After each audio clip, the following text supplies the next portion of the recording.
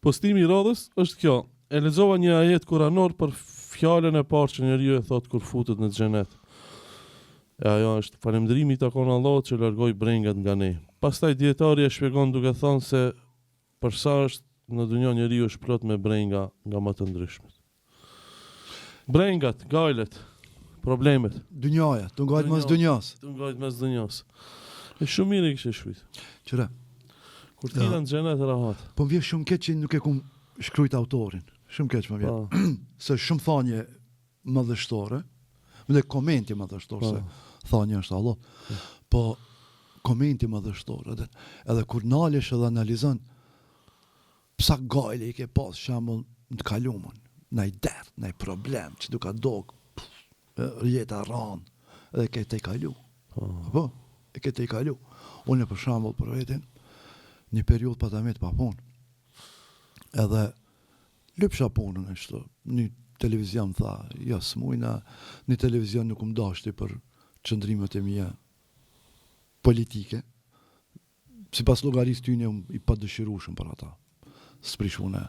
Një televizion tjetër edhe ja s'kemi tha parë, jemi tha krizë financiare, edhe ti e pa punë me nos qa me bë, tek me bë. Edhe brenda natës thirrin telefonat. Edhe kush thirr? Thjesht magnati televiziv të rreth world. Se ta po punon për ne. Po. Thirrin ja. Edhe është të kaluaj problemat. Të kaluaj me sabër. Po me sabër. Edhe shembull ka pas periudhë që ju më kanë të punu me një vend që nuk u kanë stabil, edhe brenda 2 muajve, unë punëson edhe në kuvend, gazetar, me vendim, kam ju rikëthi që saj vendimi shumë interesant është, me vendim, edhe mas 2 muajve, konkuroj edhe zgjedhna dhe antari I bordit këshillit programor të radio televizionit me Qënis. Kjo është punë që bërë që e bëj me seanca shkojmë aty. Për 2 muaj, që të Allah, që të ndryshon gjendje, kështu për 360 shkallë, edhe për të mirë.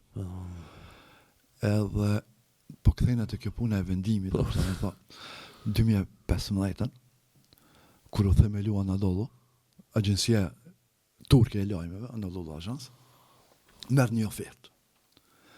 Edhe, tha në bekim, disa njerëz, drejtori, tha, më kanë rekomandu të ne, tha, po vjen me punu, oferta e shumë e mirë. Edhe financiare, po edhe prestigji. Atër isha në radio të punu, këtë kime punu për një gjigant. Agjensia turke e lajmeve, shtetërore. Edhe thash, po ka marrë. Unë isha I paluaq, thash, po ka marrë. Në atë kohë isha me punë në radio televizion, me vendim.